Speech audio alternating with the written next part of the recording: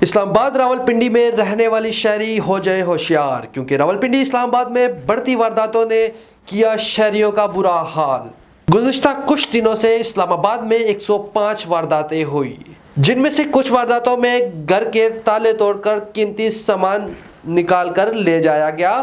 کچھ وارداتوں میں گن پوائنٹس پر چیزیں چھینی گئی، جن میں موٹر سائیکل، گاڑی اور قیمتی اشیاء، موبائل وغیرہ شامل ہیں۔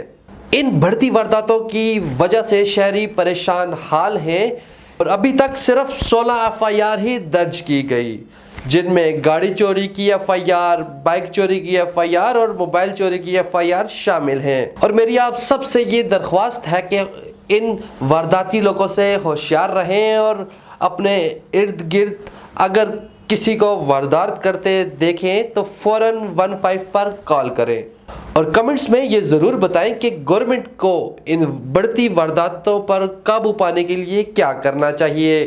اسی کے ساتھ مجھے دیجیے گا اجازت، آپ کا میزبان اشر حمید۔